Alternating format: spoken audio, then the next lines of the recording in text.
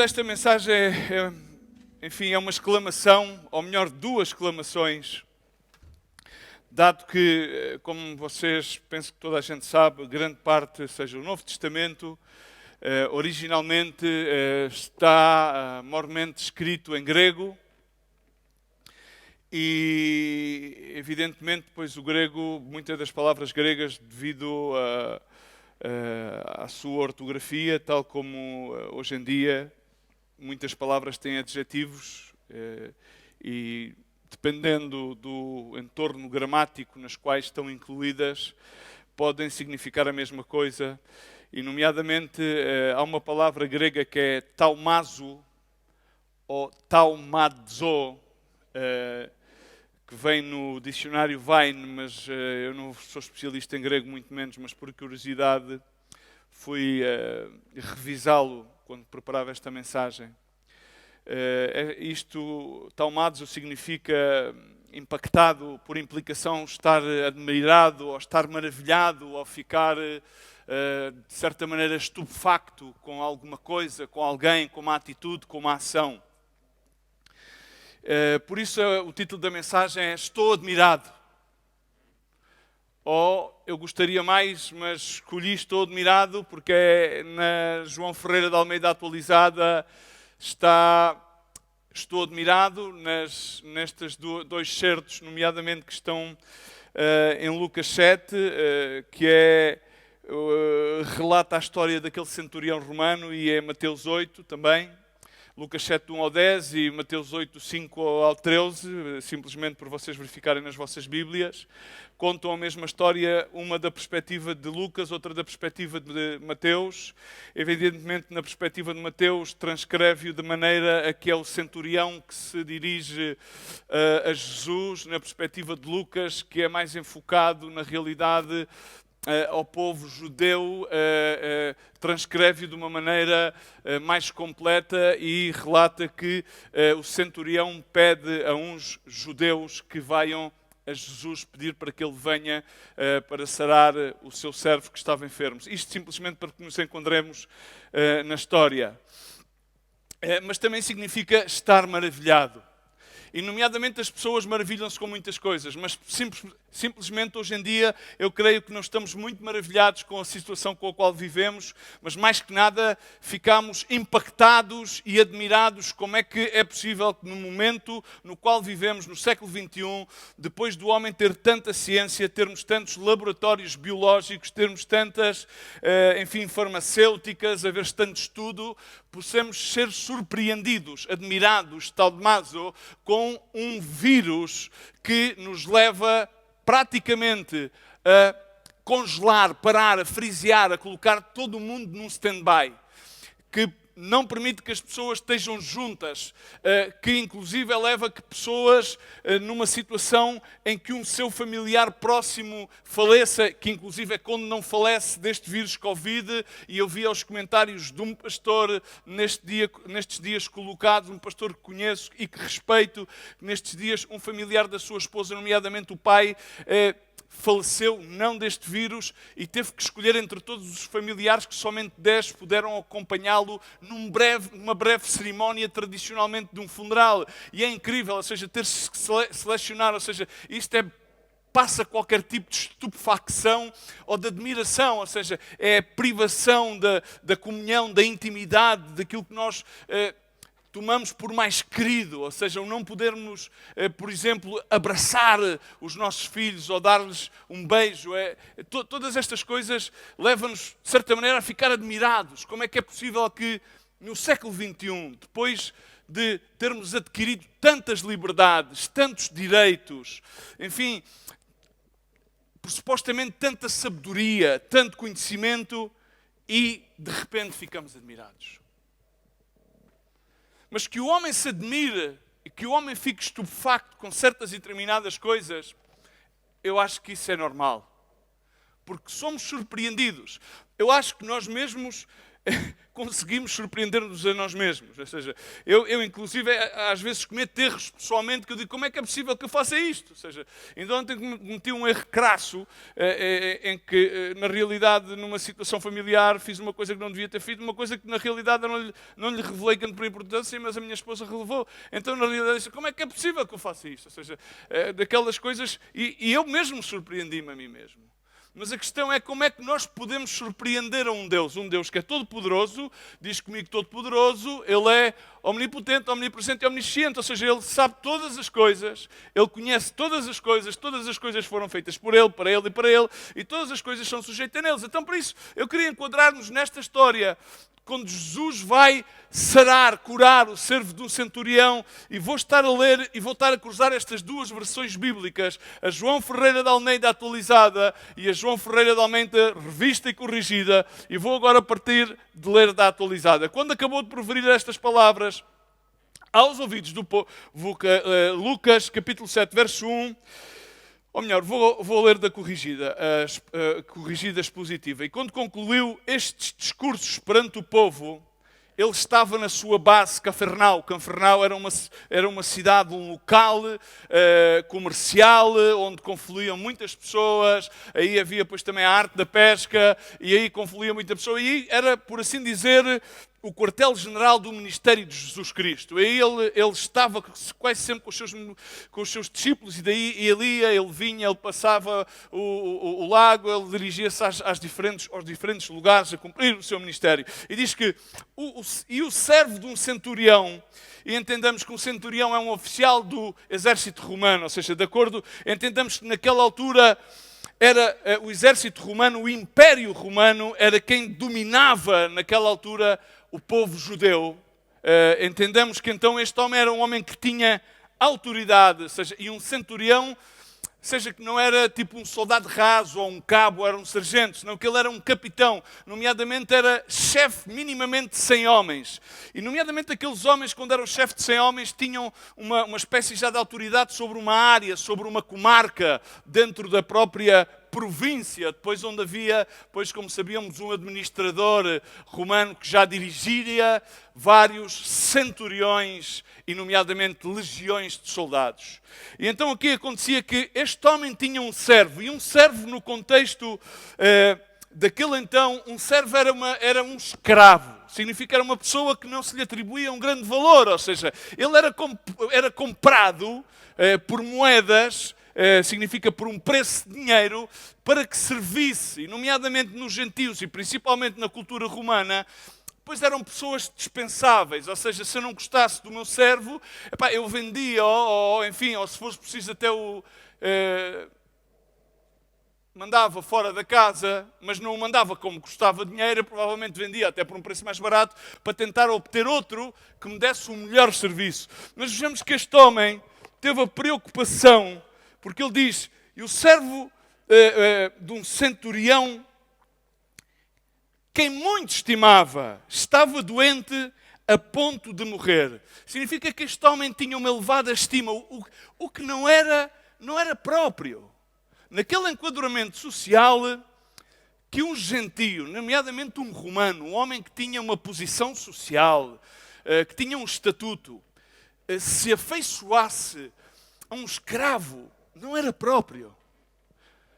Significa que, enfim, não era de todo próprio. E vamos ver que este homem tinha algumas características mais que não eram próprias de um gentio, nomeadamente de um soldado romano que era chefe. Em cima, entendamos que os romanos naquela altura era topo, ou significa que eles tinham uma arquitetura que os distinguiam, eles tinham um poderio militar que os distinguiam, eles tinham uma mitologia, enfim, que os distinguia, eles tinham aquedutos, eles tinham calçada, enfim, eles tomavam nações atrás de nações, ou seja, era um dos maiores impérios até aquele então, eram tremendos. Ou seja, assim que uma pessoa naquela posição tinha tudo para olhar as outras de cima para baixo e, de certa maneira, para ter algum tipo de arrogância. Tipo, calma, eu sou o centurião, eu não sou qualquer pessoa. E agora, imagina-te que aquela pessoa tinha compaixão pelo seu próprio escravo.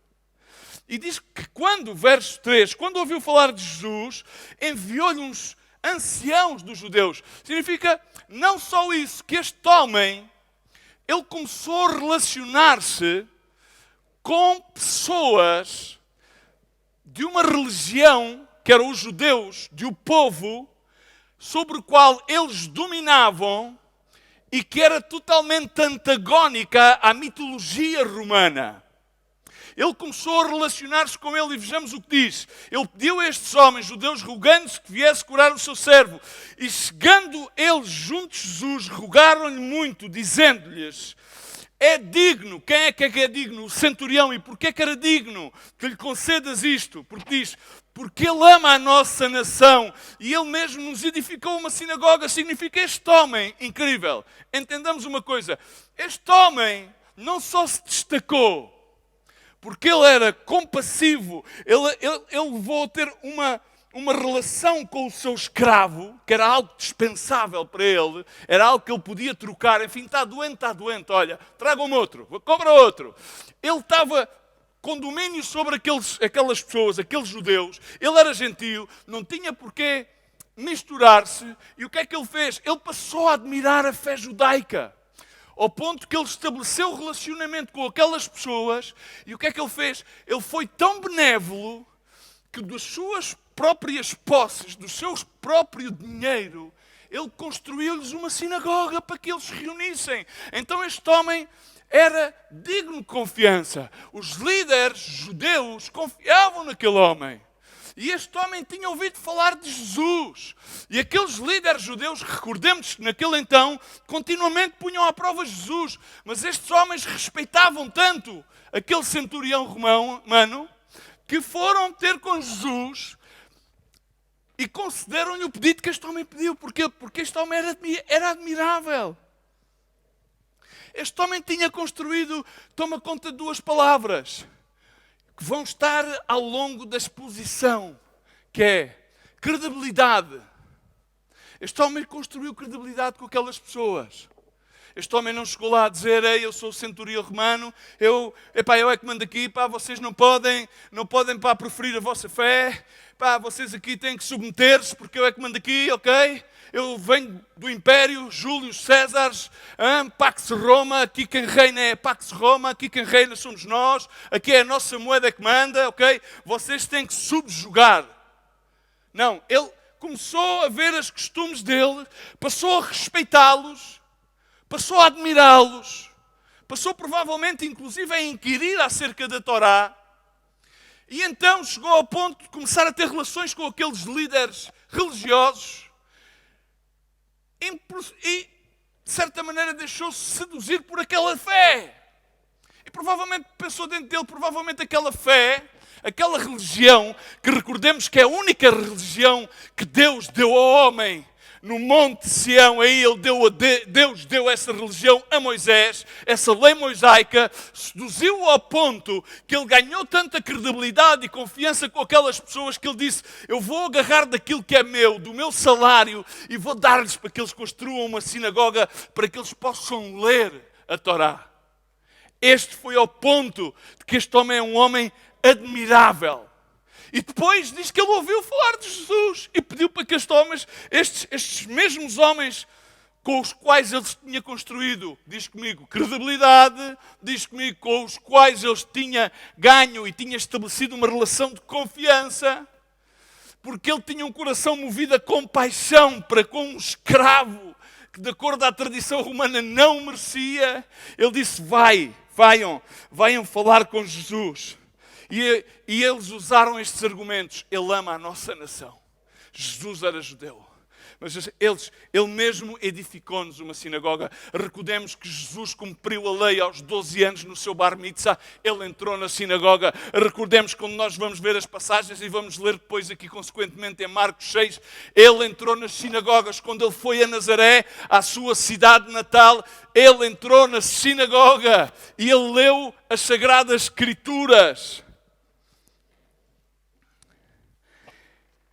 É incrível ver como neste gentio, e este homem era um homem completamente distinto, mesmo muito distinto.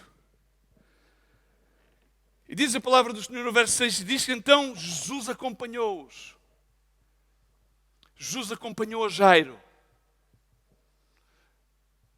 Jesus também voltou a ver o seu amigo Lázaro. Foi as 3 vezes que ele se deslocou. Uma para voltar a Lázaro, que estava sepultado, e no entanto esperou. Os seus discípulos ficaram, mas como é que vai esperar se ele está aflito? Disse, não, é necessário, esperemos, porque isto vai ser para manifestar a minha glória. Calma, tudo tem o seu tempo. E aqui também se deslocou à casa deste homem. Ele ia disposto. Outra vez que entrou na casa de outro, foi na casa de Zaqueu. Ademais, mas aí não lhe pediram para que ele fosse à casa de Zaqueu. Aí ele disse, olha Zaqueu, baixa da árvore, do sicômoro, porque eu necessito hoje de pousar na tua casa. Eu hoje necessito lá ir. E agora aqui nesta ocasião, este homem chama por ele através destes anciãos e Jesus vai com eles, mas quando estava perto da sua casa, outra vez o centurião envia-lhe uns amigos, diz a palavra de Deus. Aqui vemos que em Mateus há outro relato em que diz que o centurião vai pessoalmente, ou seja, Lucas declara que ele veio por delegação das suas declarações que são verdadeiras. Mas aqui apresenta que são mensageiros. Isto apoia uma única crença, que o centurião dá a mensagem aos mensageiros. Este é o relato verdadeiro, porque isto é um relato que vai, ao fim e ao cabo, de acordo aos judeus daquele então. E disse-lhe, Senhor, não te incomodes, porque eu não sou digno que entres debaixo do meu telhado. Aquilo que o centurião estava a afirmar era que ele reconhecia quem Jesus dizia que era. Ele sabia quem era Jesus. E apesar que aqueles homens com os quais ele tinha tido uma relação e tinha estabelecido credibilidade e confiança, ele os respeitassem.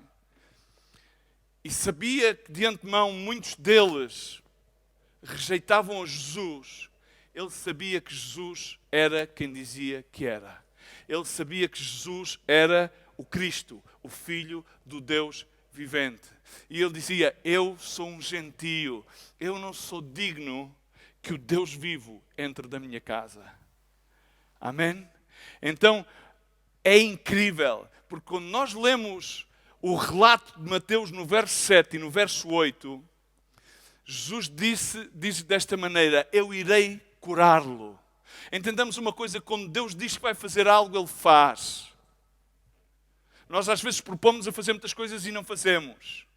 E vemos outra vez que o centurião, neste caso, vimos aquilo que eu estava anteriormente a dizer, o centurião responde, Senhor, não sou digno que entres na minha casa. Mas apenas diz a palavra e o meu rapaz, neste caso o meu servo, será curado. É exatamente aquilo que também volta a dizer. No verso 7 entendamos aquilo que diz o relato de Lucas. Por isso nem mesmo eu me julguei digno de ir ter contigo. Ou seja, eu nem sequer tive a ousadia de ir eu pessoalmente falar contigo. Ou seja, eu acho tão grandioso, tão sublime, que eu, um gentio, um romano, que estou a oprimir o teu povo, o povo que tu vens salvar, tu viestes para os teus, como é que eu vou comparecer diante de ti? Não vai ser o eu ter dado o dinheiro para construir uma sinagoga que me vai poder justificar. Não vai ser o eu ter uma boa relação com o teu povo que me vai poder justificar diante de ti. Então eu somente peço que tu digas a palavra. E em seguida ele começa a dizer, no qual ele apoia esse princípio. Ele diz, eu não me julguei digno de ter contigo, mas diz uma palavra e o meu criado será sarado. E ele diz-lhe, sabes porquê, Jesus? Eu sou um homem que me colocaram em autoridade, posto em autoridade. E eu tenho soldados sobre o meu poder. O que ele estava a dizer é que, olha, Jesus, eu sei o que é que significa a autoridade. Significa que eu reconheço a tua autoridade que te é dada pelo Pai. E eu sei que tu estás sobre a autoridade. E tu tens o princípio da autoridade. E assim eu sei que quando tu digas qualquer coisa, aquilo que provém de ti tem tamanho poder e tem tamanha autoridade que tu não precisas estar presente, tu não precisas de vir, tu não precisas de aparecer, a tua pessoa não tem que estar lá fisicamente, porque pela tua palavra, aquilo que tu digas, entendamos uma coisa, que o mundo foi gerado por meio da palavra de Deus. O homem foi feito pela palavra de Deus, o homem é transformado por meio da palavra de Deus. Amém? Mas vejamos que este homem tinha lido algumas coisas da Torá. Este homem era gentio, era romano, educado de acordo aos romanos. De certeza que tinha uma boa educação porque ele tinha um bom posto no rango do exército. Mas é incrível, e vimos aqui a reação de Jesus. Este homem sabia qual era o princípio da autoridade. Incrível! Muitos cristãos hoje em dia não sabem qual é que é o princípio da autoridade. Muitas pessoas hoje não sabem como estar com uma autoridade que lhes é delegada, porque querem tomar e subjugar as outras pessoas, e muito menos sabem exercer a autoridade de uma forma mansa, de uma forma humilde, e muito menos entender a autoridade que existe na palavra de Deus e que existe em Jesus Cristo, na palavra escrita, dada, que é viva, tal como Paulo dizia a Timóteo: não te preocupes, Timóteo, porque eu estou preso, mas a palavra de Deus não está presa, ela vai fazer o seu efeito. Tal como dizia Isaías, a palavra produzirá o seu fruto para a qual ela é enviada. Não vai voltar a mim vazia, sem produzir o fruto para o qual eu o enviei. É incrível, porque ele dizia: se eu digo a um soldado vai, ele vai. Se eu digo a outro ele vem, ele vem. Verso 9, e aqui vamos ao ponto-chave. Verso 9 de Lucas, verso 10 de Mateus. Ouvindo isto, numas versões bíblicas diz: admirou-se Jesus. Noutras diz: maravilhou-se Jesus. A palavra grega é taumazo. Jesus Cristo admirou-se, porque ele não tinha visto tamanha fé, nem mesmo em Jerusalém. Incrível, um gentio, um homem que não vinha à igreja evangélica, ele não tinha vindo à igreja evangélica, não tinha entrado em nenhuma igreja nem evangélica, nem batista, nem presbiteriana, nem anglicana, nem luterana, não tinha vindo. Ele era um general do exército, ele era um general do exército impio, mas ele tinha ganho respeito com os líderes de alguma destas denominações, ao ponto que ele queria mais no Deus das denominações do que os próprios representantes das denominações. Incrível! E este Deus omnipotente maravilhou-se, admirou-se. Uau! Que as pessoas se maravilhem do que Deus faz, não há dúvida. Agora que de repente o Deus que faz maravilhas se maravilhe da fé de um homem, isso é incrível. Por isso, pus este título: estou admirado, estou maravilhado. Incrível. É claro, podemos ter pessoas que nos ajudem, podemos ter servos, podemos ter, mas será que os amamos? Será que estamos dispostos a fazer o que este homem fez? Será que estamos dispostos a ser compassivos? Este homem manifestou tamanha preocupação. Significa que era um homem compassivo. Era um homem que tinha humildade. Somos cristãos, estamos acostumados a Jesus. Mas eu queria levar-nos a outra escritura.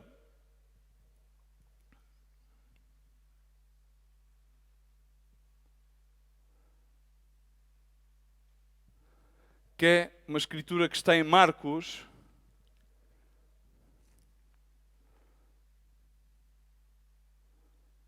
capítulo 6, verso 1 em adiante.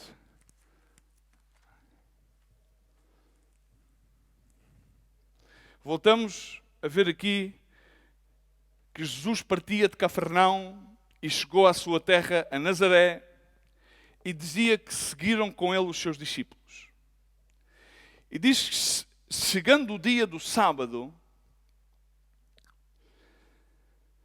ele começou a ensinar na sinagoga. E muitos lhe ouviam e se maravilhavam. Na Bíblia Expositiva diz, ficavam atónitos, que é outro sinónimo. Ficavam atónitos, dizendo, de onde vem este homem que faz estas coisas? Que sabedoria é esta que lhe foi dada? E como faz tais maravilhas pelas suas mãos? Estes homens não puseram em dúvida a sabedoria de Jesus. Estes homens ficaram maravilhados. Aqui uma vez mais. Aqui não se utiliza a palavra grega talmazo. Utiliza-se outra palavra. Mas vamos ver neste excerto destas passagens a mesma palavra grega. Talmazo. Mas eu queria voltar atrás a Lucas e a Mateus, de quando Jesus ficou maravilhado e quando este homem lhes aplica, o centurião lhe explica o princípio que ele tinha entendido da autoridade e quer recordar-nos a todos nós que os próprios discípulos de Jesus não tinham entendido o princípio da autoridade. Recordemos-nos quando Jesus envia 70 e eles vão, e eles depois voltaram cheios de alegria ao Senhor, porque eles tinham visto que os demónios se lhe sujeitavam e viam como Satanás caía desde os céus como um raio. E Jesus disse-lhe, ok, eu dei-vos autoridade, não há nenhum problema para que vocês pisem serpentes, escorpiões e sobre todo o poder do inimigo e nada vos fará dano algum. Isto hoje em dia nas congregações neopentecostais é uma escritura e uau, e vamos pisar serpentes e escorpiões e a malta até veste botas de cowboy que é nos cantos e vamos pisar não sei o quê, não sei o que mais. E a questão é que eles estavam tão enfocados no poder e na autoridade, que é isso, muitas vezes as coisas que nós nos focamos desenfocam-nos, que Jesus teve que dizer, ei, cuidado. Não vos alegreis porque vos sometem o Espírito. Alegrai-vos porque os vossos nomes estão escritos no livro da vida. Então não pregamos o foco, ou seja, rapidamente, ou seja, entendendo uma coisa, aquele homem não tinha perdido o foco por ter autoridade. Aquele homem não tinha perdido o foco de ser humilde, significa que ele tinha autoridade, mas não tinha perdido a humildade, porque a humildade é algo que se tem ou não se tem, e quando não se tem, pode-se aprender à base de humilhação. E provavelmente aquele homem pudesse ter aprendido humildade. Também quando os samaritanos não receberam a Jesus, os seus próprios discípulos, bom Senhor, o que é que queres que a gente faça? Corremos desde os céus para que o fogo os consumem, e o Senhor teve que os repreender. Rapaziada, calma lá, pá, vocês não estão a entender. Vocês não entendem o Espírito. Calma, eu não vim para condenar ninguém, eu vim para salvar. E às vezes a gente podemos nos confundir com esta parafernália religiosa do poder e da autoridade. Calma. Aquele homem tinha bem assento e está-nos a deixar, creio eu, através da sua atitude e através da forma como ele maravilhou a Jesus. E ele maravilhou Jesus com a sua fé. E a fé vai sempre acompanhada de muita humildade. Porque a fé está baseada no princípio da nossa incapacidade e da necessidade em confiar totalmente em que Cristo pode fazer aquilo que somos incapazes de fazer e em que Ele vai cumprir aquilo que Ele disse que faz e em que Ele é mais que suficiente para levar a cabo tudo aquilo que nós podemos ver mais além, mas sabemos que somente Ele é capaz de nos levar a herdar essas promessas. E aqui vemos estas pessoas que veem a Jesus na sua própria terra, em Nazaré, que subitamente admiravam-se com os ensinos de Jesus. E quando nós abrimos as Escrituras, vemos que as pessoas admiravam-se com os ensinos de Jesus. As pessoas admiravam-se como Jesus ensinava. Vimos que as pessoas admiravam-se com a autoridade. As pessoas admiravam-se como Ele mandava parar os seus próprios discípulos. Diz, quem é este que manda parar os ventos e as ondas do mar? Os seus próprios discípulos diziam isto. Uau, ficavam surpreendidos, ficavam maravilhados. Ficavam maravilhados como Ele expulsava demónios. Ficavam maravilhados como Ele sarava os cegos.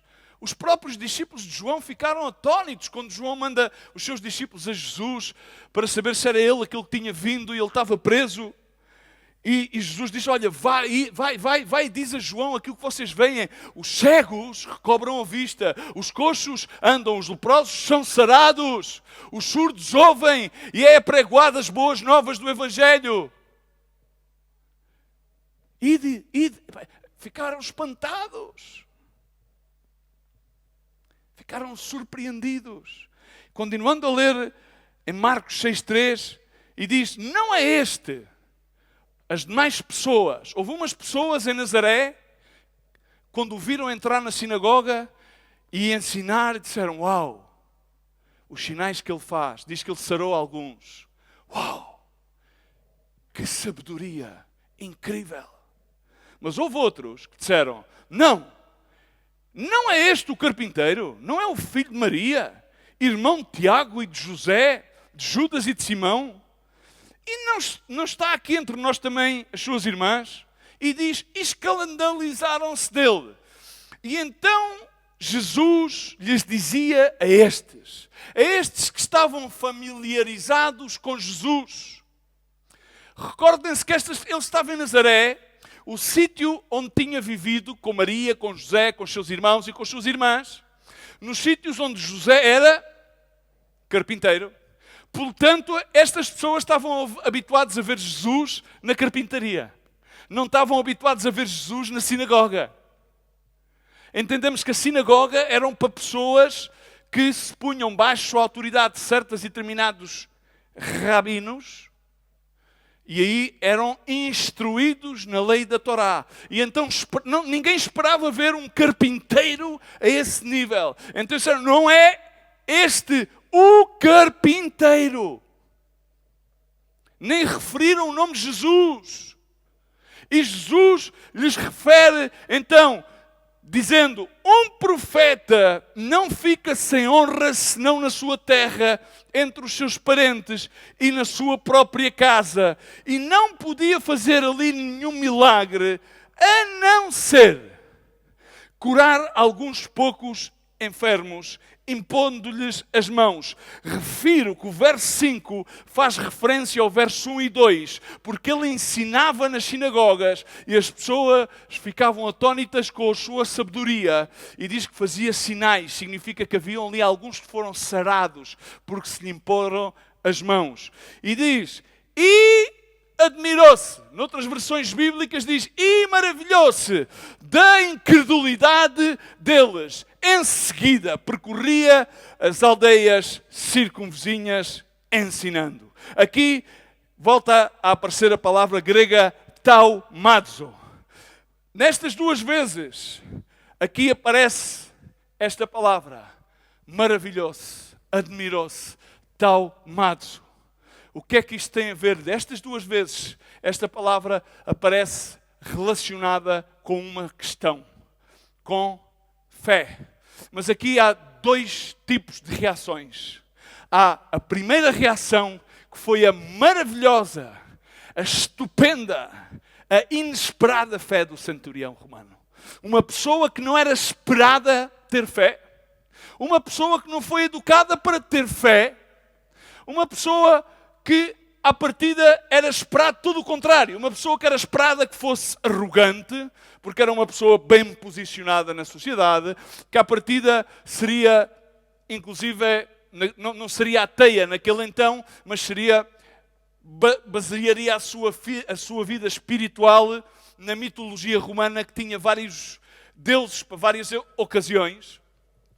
E teria todo o poder e a autoridade, capacidade monetária para dizer, bom, pá, eu não preciso deste escravo, tragam-me outro. Mas aquele homem era tão admirável, ocorreu qualquer coisa tão grande na sua vida, de certeza que ocorreu ali no meio daquele povo, naquele povo para o qual Jesus veio, aquele próprio povo o qual o rejeitou, que ele ficou tão admirado com aqueles ensinamentos que era a própria religião pura dada a Moisés, ali no Monte de Sião, e ele depois começou a ouvir ouvir a falar de Jesus e ele próprio era uma pessoa já tocada, que começou a relacionar aquilo que tinha provavelmente lido e ouvido daqueles rabinos e começou a dizer, bom, aquelas coisas que falavam lá os profetas que estes homens me leram, estes homens que eu lhes paguei aquela sinagoga para lerem a Torá e os livros dos profetas, isto fala acerca daquele homem que eu estou a falar, a ouvir, que ele creu, para além da sombra de dúvida,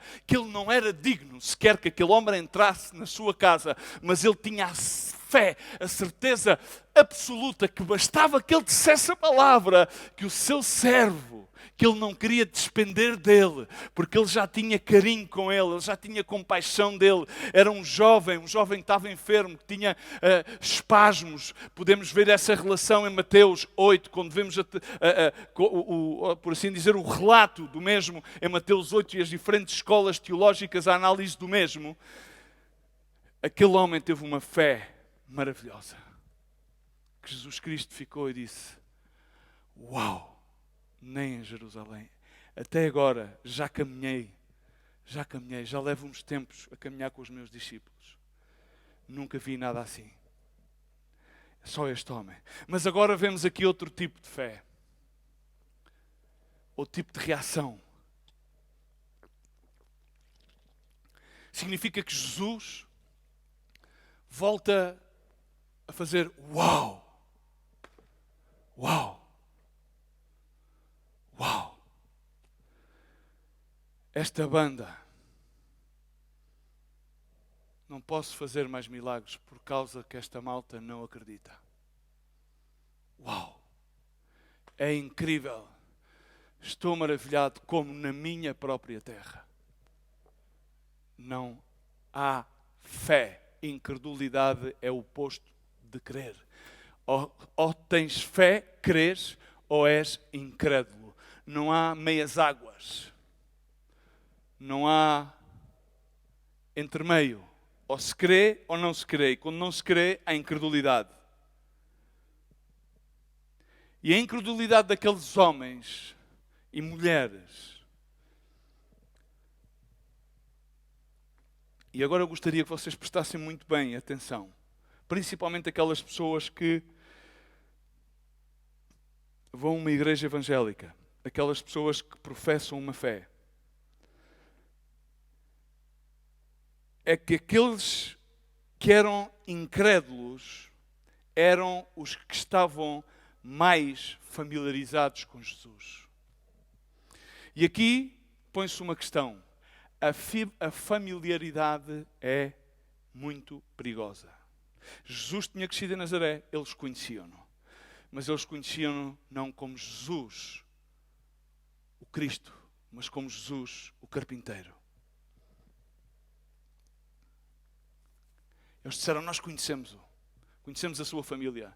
Ele é o carpinteiro, o filho de Maria, irmão de José.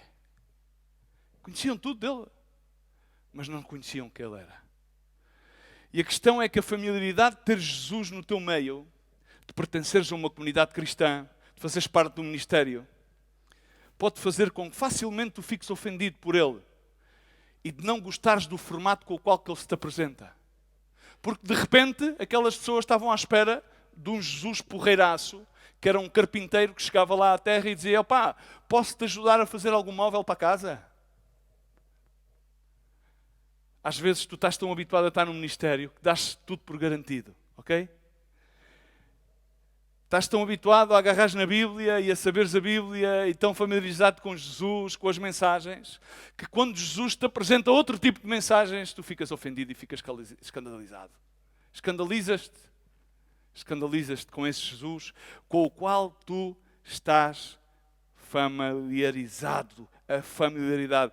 O facto está é que a familiaridade pode gerar uma espetacular incredulidade. Porque somos tão familiares, somos tão evangelísticos. Somos tão evangelásticos. Se a gente já nascemos cristãos, alguns já nascem, como são filhos de pastores, já nascem pastores.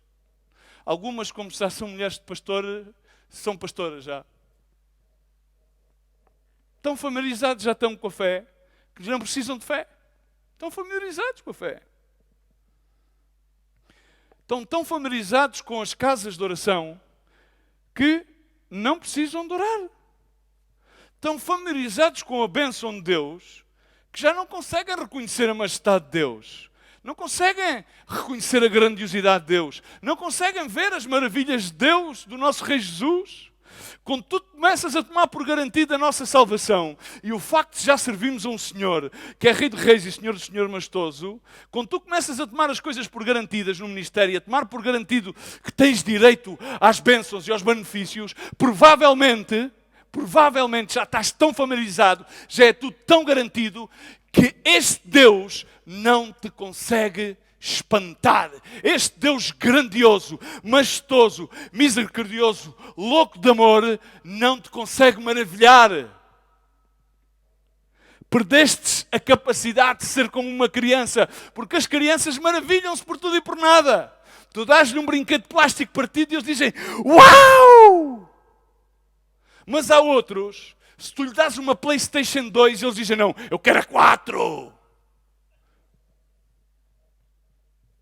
E se tu lhe pedes ao Senhor: ai Senhor, por favor, eu preciso disto, e se o Senhor não te dá, tu dizes: este Deus, já não me consigo maravilhar.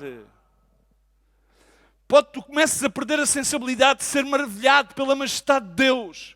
Pela tua familiaridade de pertenceres a um grupo cristão, a uma comunidade, já estás tão familiarizado a tudo que já nada te diz nada. Perdeste a sensibilidade de ficar maravilhado pela majestade de Deus, de quem é Jesus. Estás tão familiarizado pelo aquilo que Jesus te dá, pelo aquilo que Jesus fez, que Jesus passou a ser para ti um meio de alcançar aquilo que tu queres, passou a ser para ti um acessório da vida em vez de ser uma fonte de vida.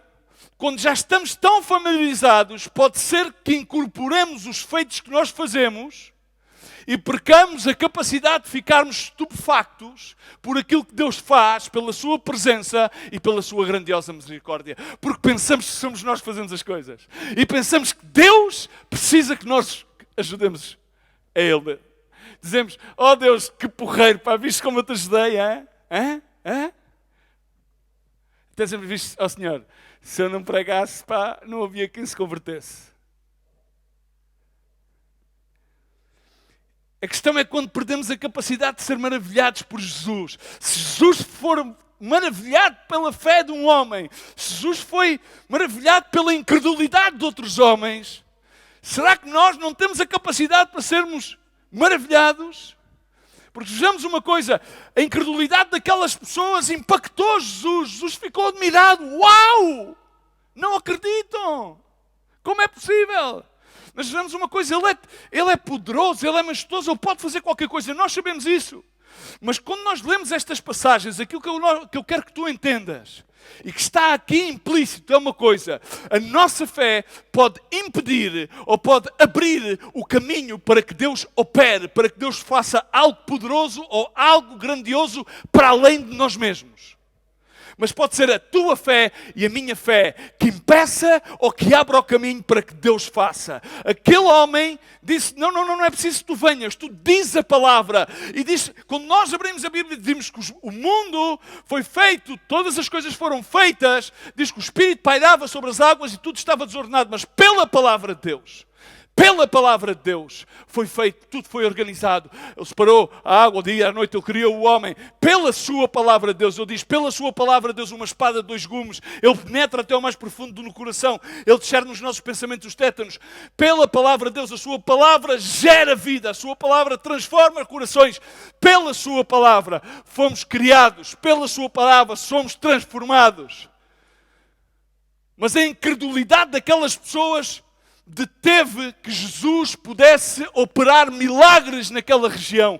Há escolas bíblicas de pensamento teológico que diz que aquelas pessoas, como já estavam familiarizados e eram bom que era o filho do carpinteiro, entendemos que relata a palavra em Marcos que houve alguns sobre o qual ele impôs as mãos que foram sarados. Ok, estamos cá? Sarados de enfermidades.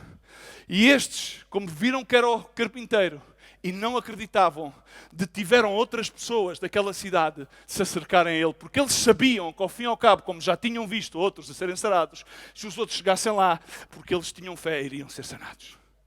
E então, pela incredulidade de muitos, impede-se que outros que creem não recebam a bênção que Deus tem preparado. E a incredulidade daquelas pessoas foi gerada pela familiaridade. E aquilo que eu quero dizer-te é que quando Deus chega a um lugar, quando Ele chega a uma vida, a uma casa, a uma cidade, a uma nação, Ele quer manifestar salvação, sanidade, sinais e prodígios. Aquele centurião era um gentio, era um romano. Não tinha por que crer a Jesus. Ele não foi ensinado da cordução de acordo aos judeus, mas ele acreditou em Jesus. Ele pensou, não sou digno, diz a palavra. Ele teve fé. Sabes, hoje em dia vivemos momentos em que todas as pessoas procuram a maneira de culpar alguém pelas suas próprias desgraças. Há uns que estão continuamente a dizer, bom, isto é tudo porque me atropelam a minha dignidade. Outros dizem, bom, é porque me avassalam os meus direitos. Outros dizem, não, a culpa de tudo isto é do sistema. Outros dizem, não, é uma questão política. Outros dizem, é uma questão económica. Bom, enfim, agora é tudo por causa do Covid. É por causa das respostas e das conjunturas e anda tudo à volta do mesmo. Agora é o Covid, o que é que vai ser, o que é que não vai ser, o que é que vai ser amanhã. Mas aquilo que eu quero te dizer não é nada disto. Tudo isto é uma questão de fé. É simplesmente uma coisa, igreja, pessoas que dizem crer em Jesus Cristo. Quero dizer-te uma coisa, a questão de fé é esta, é que temos muitos crentes incrédulos e aquilo que necessitamos é de crentes que sejam discípulos e sigam o Mestre, os seus ensinamentos e retenham e mantenham de forma inabalável a sua fé em Jesus Cristo, o Senhor de Senhores e o Rei de Reis. Porque já basta de crentes incrédulos, necessitamos hoje de crentes que tenham a audácia de deixarem de ser crentes para passarem a ser discípulos e que tenham uma fé admirável, que espantem a Jesus e que se deixem espantar, admirar por Jesus. É incrível que a paráfrase de Eugene Peterson na mensagem em Hebreus, na definição de fé, escreve desta maneira, diz que o fato essencial da existência é esta confiança em Deus.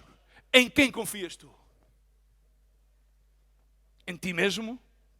No ministério? Nos evangélicos? No quê? Na ciência? E esta fé é o alicerce sólido, é o firme alicerce sólido que sustenta qualquer coisa que faça a vida digna de ser vivida. O quê? A confiança em Deus.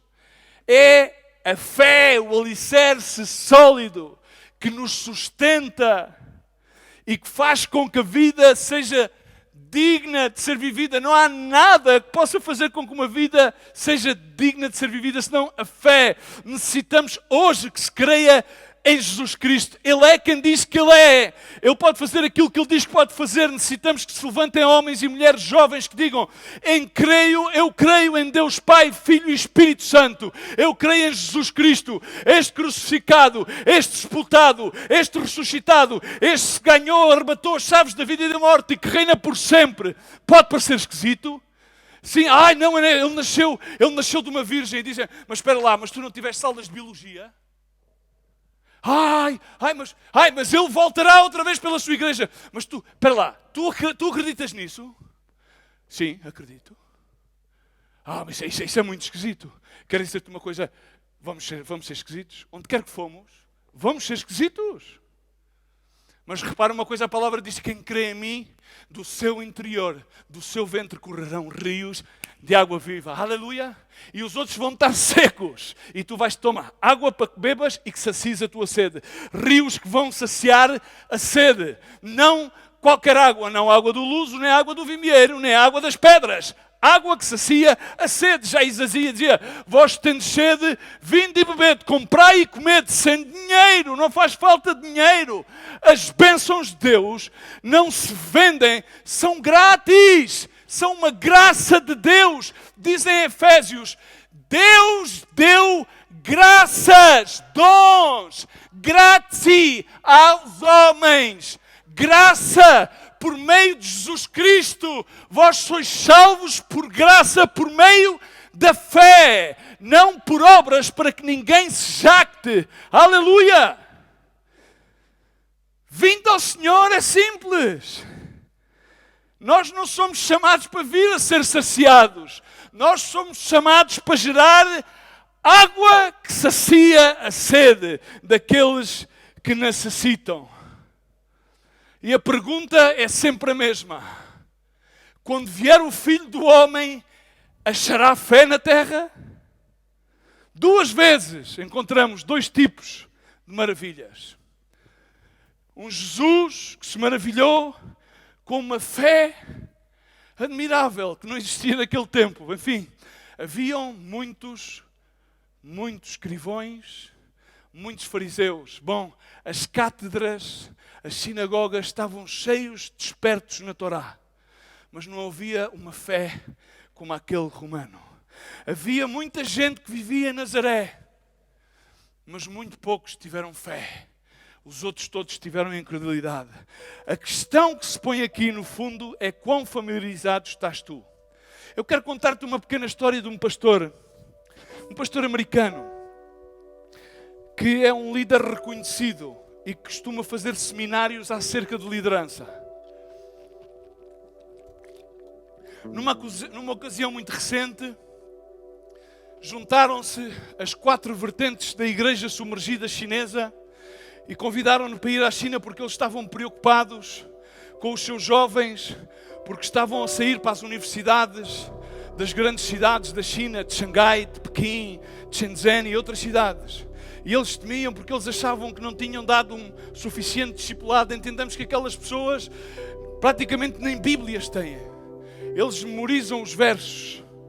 Eles têm uma fé grande. Então, este homem dirigiu-se à China, encontrou-se com aquelas 4 vertentes da igreja, 4 diferentes vertentes, nos quais se uniram e disseram-lhe: bom, por favor, dá-nos um seminário como preparar os nossos jovens, um seminário sobre liderança, como os fazer melhor.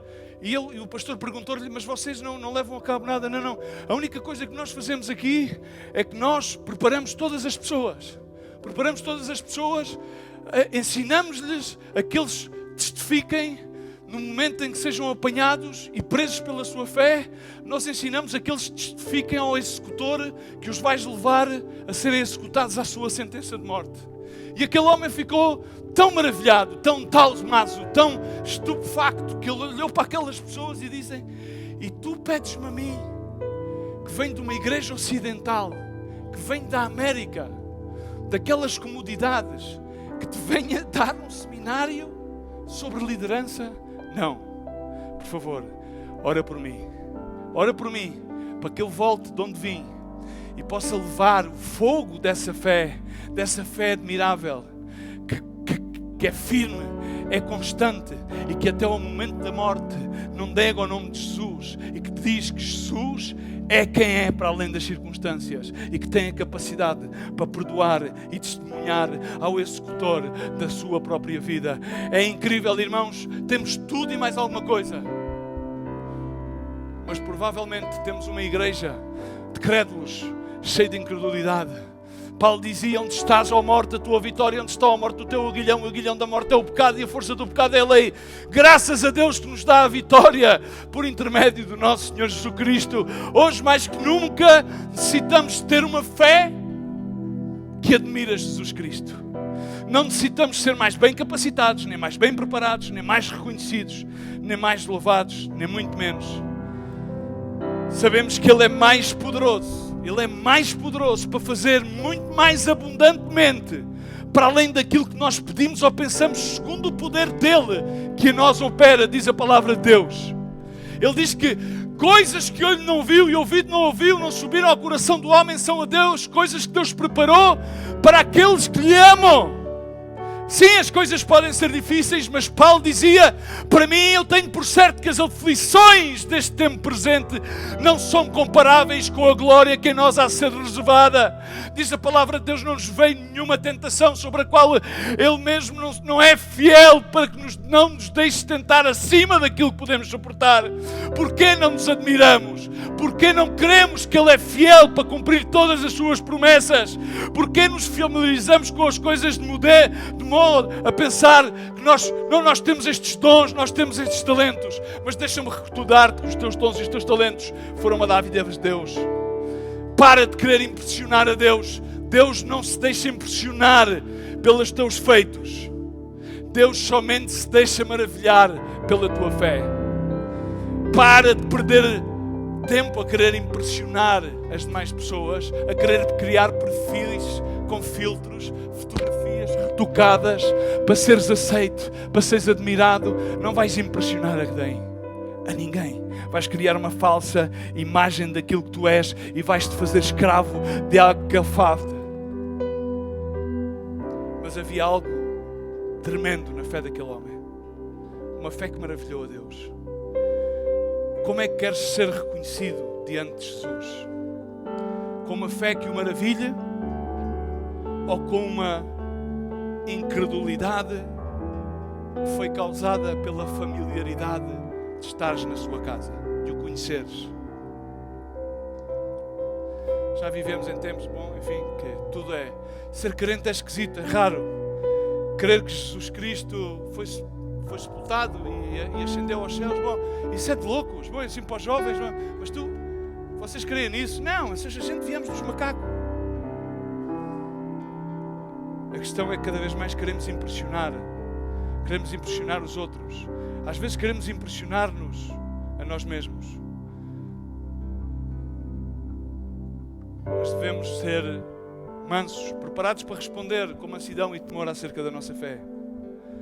Eu queria deixar-vos um pequeno relato terminando, para que nós possamos ver que historicamente todos aqueles que estavam mais familiarizados com a Escritura foram aqueles que rejeitaram Jesus. Outros que não estavam tão familiarizados com a Escritura, que não eram tão religiosos, foram aqueles que conseguiram admirar a Jesus. Quando nós estamos no nosso ministério e vemos o alcance no nosso ministério, pensamos que é algo impactante.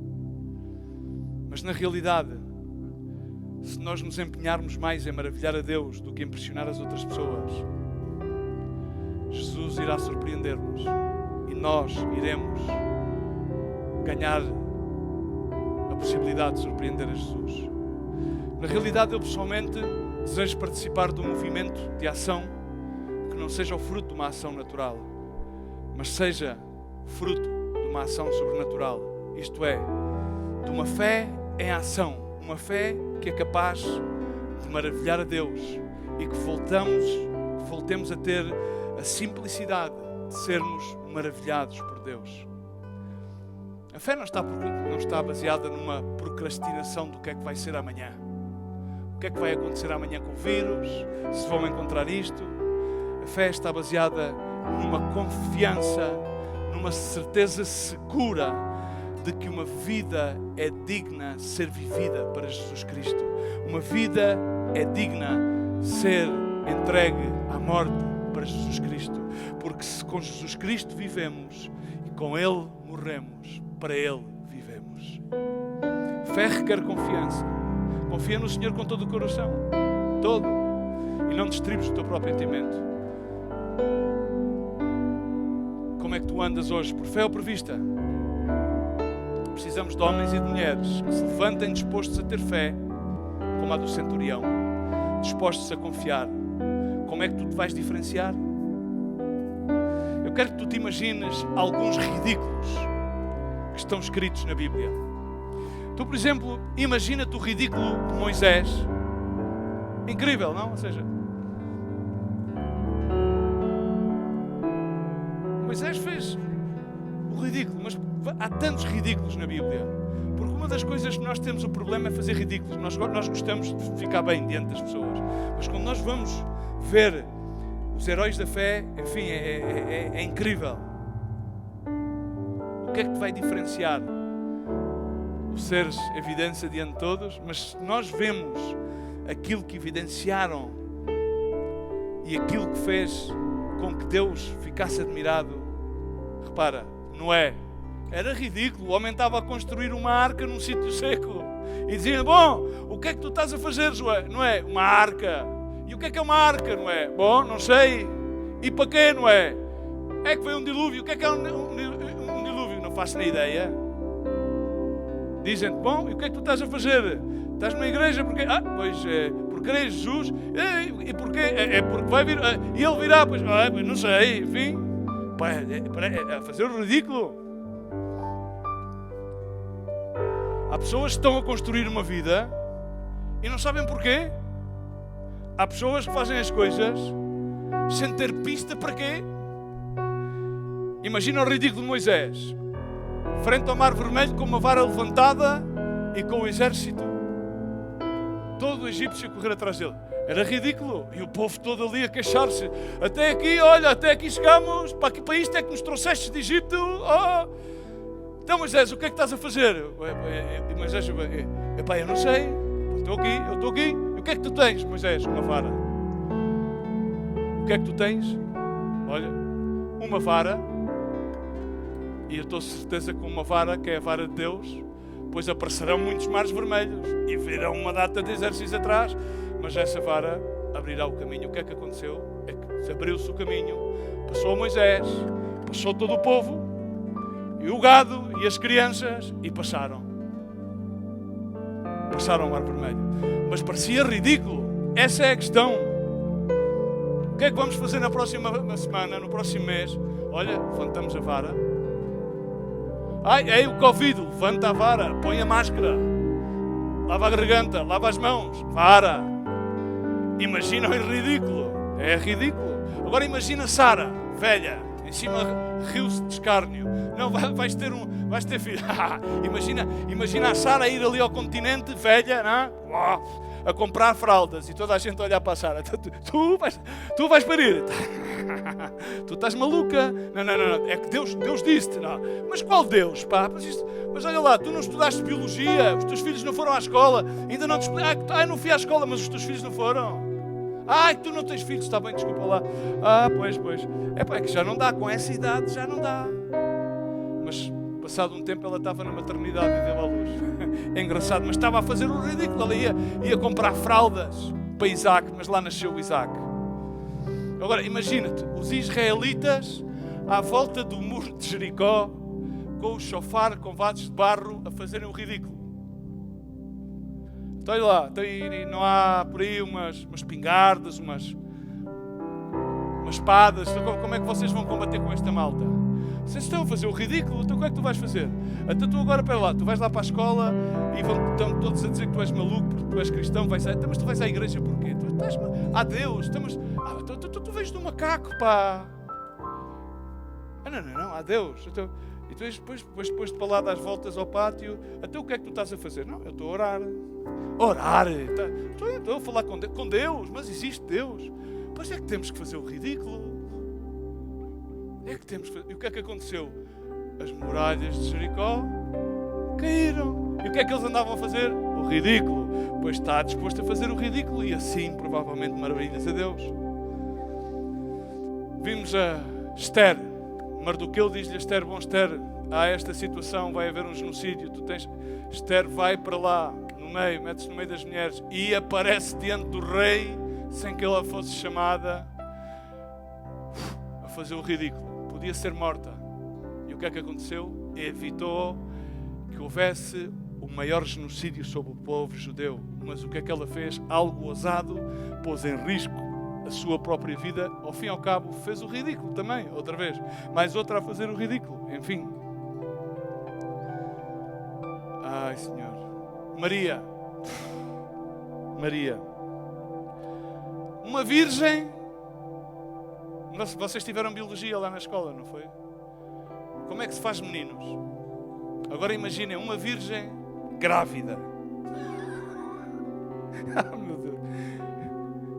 Bom, não façam isso lá em casa, ok? Não apareça nenhuma a dizer que foi o Espírito Santo, ok? Porque isto aconteceu uma vez esporadicamente, que foi desígnio de Deus, ok? por favor, estas coisas não façam lá em casa, aviso. Como dizem, PRG 13, ok? Neste caso é PRG 18. Depois dos 18 anos e já casados. Por favor. O ridículo. Toda a gente. O Zé o carpinteiro. Aí, epá. E toda a gente, olha. Estás a ver? Está grávida, pá. Está grávida. E o que é que aconteceu? Deu a luz a quem? A Jesus. Olha, agora repara lá bem. Tu estás num barco e veres uma sombra lá ao longe. E dizes, então se tu és Jesus, diz lá. E a seguir sais do barco e começas a andar sobre as águas. Bom, hoje em dia já há aquelas pranchas que uma pessoa anda nas águas, não é?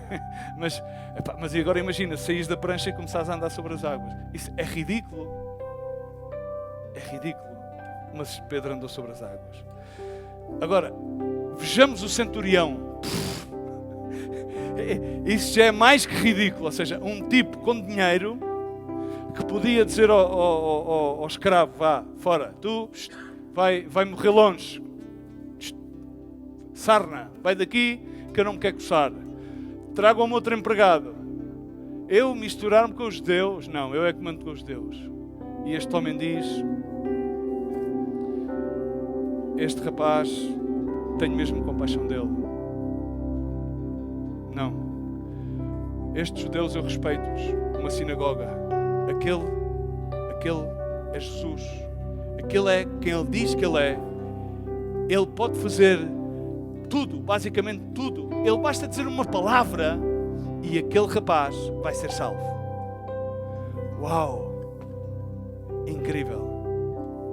A mulher do fluxo de sangue tinha dinheiro, gastou o dinheiro todo. De repente Jesus estava no meio de uma multidão e ela sabia, não, tem que tocar a orla do manto, e ela vai, toca-lhe a orla do manto, e de repente para Jesus, quem é que me tocou? E os discípulos, não, vamos embora Jesus, vamos embora, que temos que ir à casa do Jairo, pá, não te pares mestre, não te pares, tu não vês que a rapariga, a filha do Jairo já está quase, já morreu, já. E ele, não, pá, calma, quem é que me tocou? E a mulher timidamente, Senhor, fui eu. E ele diz, vai, mulher, vai em paz. A tua fé sarou-te. Incrível. Fez o ridículo? Claro, fez o ridículo. Incrível. Ridículo. Paulo e Silas presos. Imagina tu preso. O que é que farias? E Paulo e Silas oraram, levantaram-se, começaram a aplaudir e a cantar ao Senhor. Grande és tu, Senhor.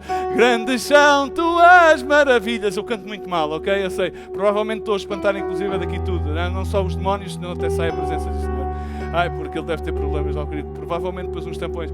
E conversou-se toda a gente, abriu-se as portas das prisões. Ridículo! Ridículo! Quem é que lhe cabe na cabeça estar preso e louvar ao Senhor? Ridículo!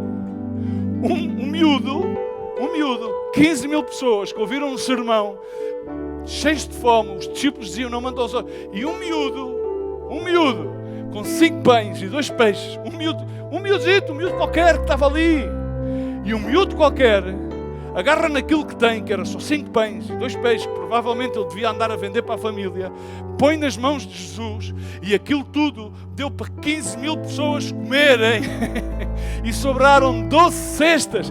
Incrível! É ridículo! Tudo isto é ridículo, mas tudo isto é procedente de fé admirável. Os próprios discípulos nem se queriam lá meter e dizer, vamos embora, manda-os para casa, que a caminho comprem qualquer coisa. É incrível. E certamente tudo isto se viu ridículo, mas aquele era o Messias. Esse é quem vós seguis. Mas deixa-me dizer-te, eu quero dizer-te nesta manhã, tens coragem de levantar-te aí onde estás, na tua casa, na tua sala, e tens coragem para dares um passo e dizer, eu vou fazer o ridículo no meio desta geração, eu estou disposto a crer em Jesus Cristo, em tudo aquilo que Ele diz, Ele é a verdade, Ele é o caminho, Ele é a vida, não há outra coisa, não há salvação para além dEle. Moisés viu o mar aberto, sim, viu o povo livre do cativeiro, Sara deu à luz, os israelitas viram as muralhas cair, Davi derrotou Golias.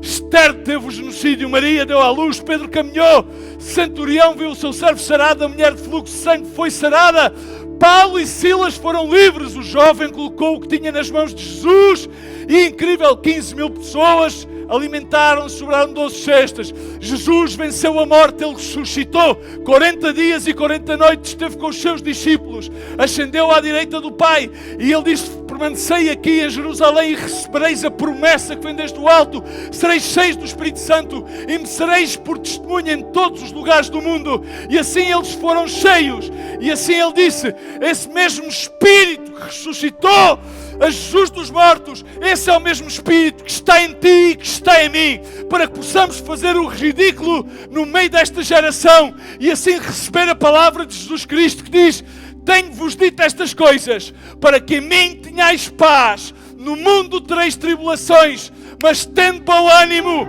eu venci o mundo. Podemos todas as coisas em Cristo Jesus que nos fortalece. Podemos fazer o ridículo no meio de uma geração perversa de incredulidade, porque sabemos em que temos querido, Ele é o nosso Rei, Ele é o nosso Senhor, Ele é o nosso Salvador e queremos ser admirados por Ele e queremos admirá-lo, porque para além de qualquer circunstância queremos querer nele. Ó morte, ó aguilhão, onde estás? Vitória no nome de Cristo Jesus. Recebe aí e dá o passo de fazeres o ridículo no meio desta geração. Pai, mãe, filho, jovem, ancião, meia-idade, neste dia da mãe. A mãe a qual gera e dá a luz e gera fé. Jovem, gera fé em ti, porque do nosso interior, aquele que nele crê, do nosso interior, do nosso ventre, correrão rios de água viva. Pai, no nome de Jesus, abençoamos o teu nome, Jesus.